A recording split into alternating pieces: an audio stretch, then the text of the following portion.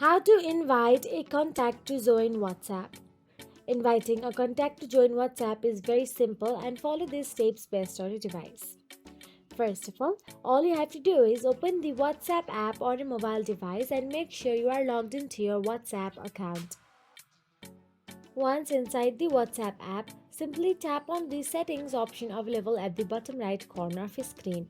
But if you are using the Android, then tap on the three-dot menu in the top right corner and select settings. Once you are inside the settings, scroll down and there you will get to see invite a friend option available or invite friends to WhatsApp option available. All you have to do is tap on it. Now, once you tap on it, choose a contact and send the invite via message, email or another app. Once they install WhatsApp, they can join and start chatting with you. If you found this video helpful, please like, share and subscribe our channel, and thank you so much for watching.